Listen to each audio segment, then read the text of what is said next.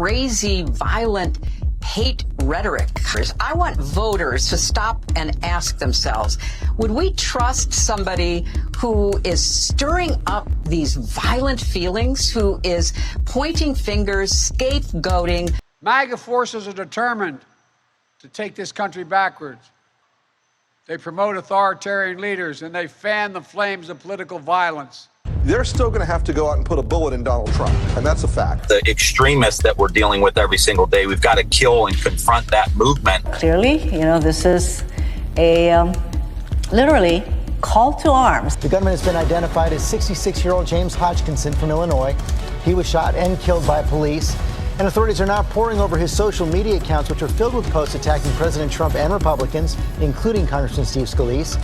Scalise, a Republican from Louisiana, is one of 6 people injured in Wednesday's ambush. He remains in critical condition. The terrorist Trump must be defeated, must be destroyed, must be devoured at the ballot box. And then he and his enablers and his supporters and his collaborators and the Mike Lees and the William Barrs and the Sean Hannitys and the Mike Pences and the Rudy Giulianis and the Kyle Rittenhouses and Amy Coney Barretts must be prosecuted and convicted and removed from our society while we try to rebuild it. Donald Trump and the MAGA Republicans represent an extremism that threatens the very foundations of our republic. The 1-6 attacks are likely to kill a lot more Americans than were killed on the 9/11 attacks. January 6th was worse than 9/11. I am angry because an extremist United States Supreme Court thinks that they can impose their extremist views on all of the women. Nicholas John Roski.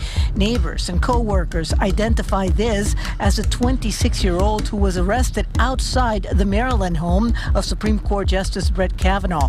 His arrest affidavit indicating that Roski was upset about the leak of the Supreme Court draft decision regarding abortion and believed Kavanaugh would loosen gun control laws, so was, quote, thinking how to give his life a purpose and decided that he would kill the Supreme Court justice. Moments before he was killed, 18-year-old Kaylor Ellingson called his mom to come rescue him because 41-year-old Shannon Brandt was chasing him in the city of McHenry where the street dance had just wrapped up.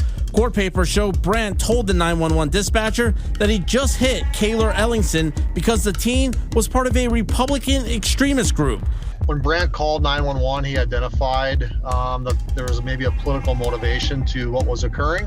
North Dakota Highway Patrol says they also have not confirmed that the teen belonged to any right-wing extremist group. They're not going to stop before Election Day in November, and they're not going to stop after Election Day.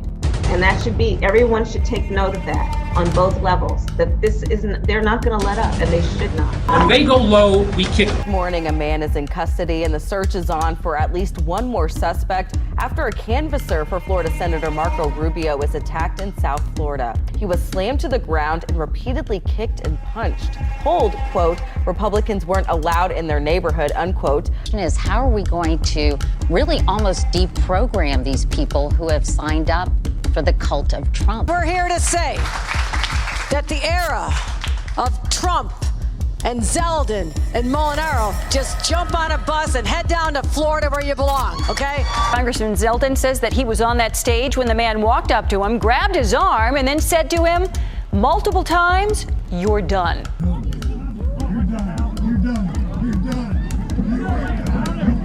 Zeldin is the Republican candidate running for governor.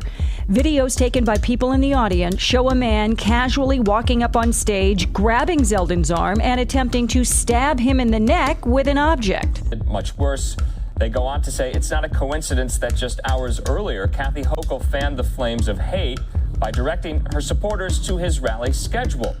Ravenel, these are master manipulators.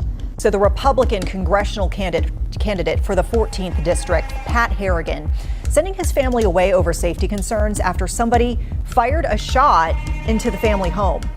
A shooting happened at the family home of GOP congressional candidate Pat Harrigan. The shooting took place last month, about 57 miles northwest of Charlotte, at Harrigan's father's house. His parents and 2 kids were inside the home, and while there were no injuries, the family says the incident caused tremendous stress on the family. It's having real-world consequences, not just for me, but also for my family. The Harrigan campaign says they've also received numerous death threats, which they've submitted to the police to aid in their investigation. $75,000 for a man from Chicago, authorities say threatened Republican candidate for governor Darren Bailey. They say Lennox said, quote, "I'm going to skin Darren Bailey alive and feed his family to him."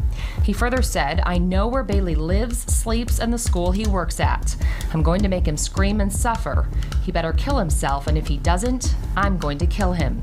Police say Lennox admitted to making the threats and showed them Snapchat messages he sent to friends bragging about being a political terrorist.